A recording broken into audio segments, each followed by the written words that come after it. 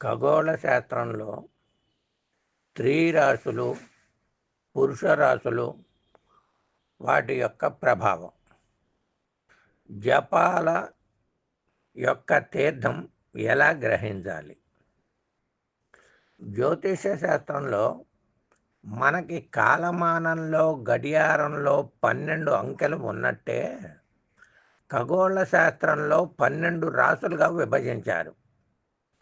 కొన్ని రాశులు స్త్రీ రాశులు, కొన్ని పురుష రాశులు, కొన్ని ద్విస్వభావ రాశులు ఉన్నాయి.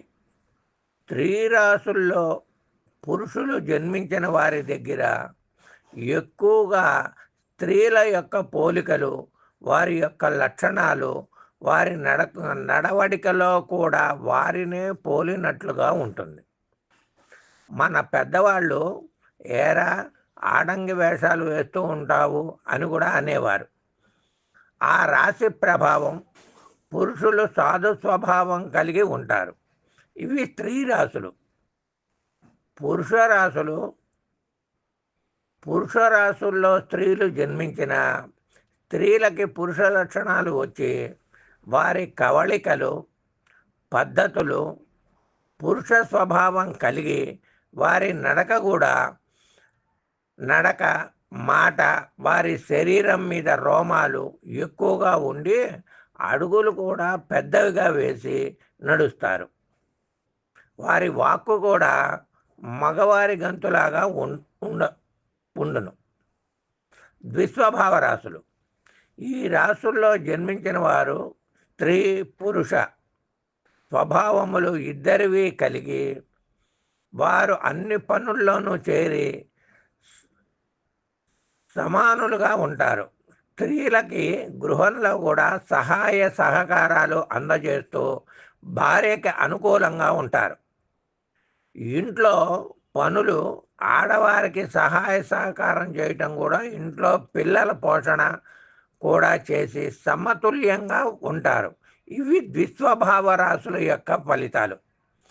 అయితే కొన్ని గ్రహాలు బాగుండనప్పుడు కొన్ని గ్రహాలకు జపాలు, దానాలు చేయమని పెద్దవారు చెప్తూ ఉంటారు. అక్కడ ఒక రహస్యం ఉన్నదండి. ఏదైనా కానీ మనం తీర్థం ఇచ్చేటప్పుడు భార్యతో సహా నామధేయం చెప్పి తీర్థం ఇవ్వాలి. కొంత అలక్ష్యం వలన అలా జరగటలేదు. ఉదాహరణకి ఏ దేవాలయంలో అయినా కానీ చూడండి. ఫర్ ఎగ్జాంపుల్, ఈమన్లో శివాలయం ఉంది, అగస్తేశ్వర ఆలయం. అక్కడ అగస్తేశ్వర స్వామి ఆలయంలో పరమేశ్వరుని ప్రతిష్ఠ చేశారు. అందుకని అగస్తేశ్వర స్వామి ఆలయం అని ఉంది. అంటే అక్కడ కూడా తీర్థం ఇచ్చేటప్పుడు పార్వతీ సమేత అగస్తేశ్వర స్వామి వారి పాదోదకం పావనం శుభం అని చెప్పి ఇస్తారు. అదే ఆంజనేయుల స్వామి గుడికి వెళ్తే సువర్చల సమేత శ్రీ ఆంజనేయ స్వామి వారి పాదోదకం పావనం శుభం అని ఇస్తారు. అదే సుబ్రహ్మణ్యేశ్వర స్వామి గుడికి వెళ్తే వల్లీ దేవసేన సహిత సుబ్రహ్మణ్యేశ్వర స్వామి వారి పాదోదకం పావనం శుభం అని చెప్పి ఇవ్వాలి. లక్ష్మీదేవి సహిత సత్యనారాయణ స్వామి వారి పాదోదకం పావనం శుభం అని ఇవ్వాలి. ఇదే విధంగా ఎక్కడ ఏ దేవాలయంలో తీర్థం ఇచ్చినా సతీ సమేతంగా చెప్పి తీర్థం ఇవ్వటం అనేటటువంటిది ఒక ఆచారం. ఎందుకంటే దంపతి సమేతంగా.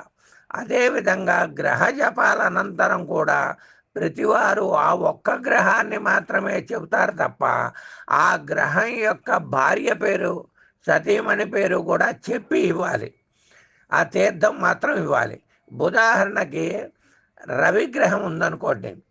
రవి యొక్క భార్యలు ఉషా ఛాయ సహిత సూర్యనారాయణ స్వామి వారి పాదోదకం పావనం శుభం అని తీర్థం 3 సార్లుగా ఇవ్వాలి. అదే చంద్రుడు రోహిణీ సహిత చంద్రగ్రహ దోష నివారణార్థం శాంతి జప పాదోదకం పావనం శుభం అని చెప్పి ఇవ్వాలి. కుజగ్రహం శక్తీదేవి సహిత అంగారక దోష నివారణార్థం శాంతి జప పాదోదకం పావనం శుభం అని చెప్పి స్వీకరించాలి. అదే బుధగ్రహం. జ్ఞానశక్తి దేవి సహిత బుధగ్రహ దోష నివారణార్థం శాంతి జప పాదోదకం పావనం శుభం అని చెప్పి ఇవ్వాలి. అదే గురుగ్రహం. తారాదేవి సహిత బృహస్పతి స్వామి వారి శాంతి జప పాదోదకం పావనం శుభం అని చెప్పి ఇవ్వాలి. శుక్రగ్రహం.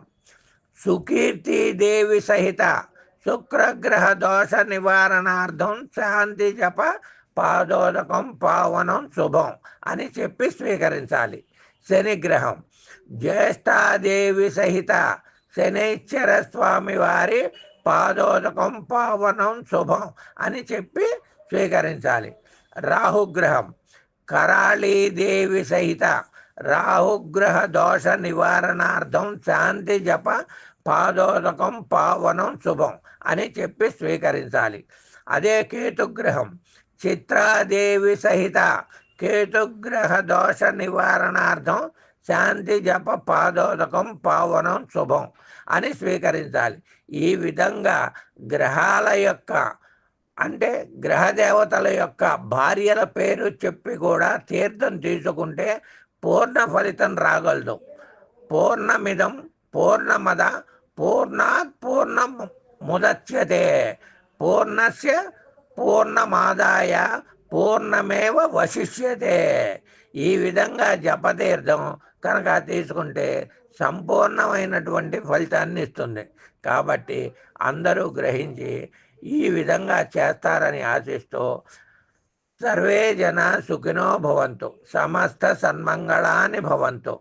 జ్యోతిష్య వాస్తు ప్రవీణ, కాశీనాథన్ సుబ్రహ్మణ్యం, గాంధీనగర్, విజయవాడ 3. శుభం భూయాత్, శుభం భూయాత్, శుభం భూయాత్.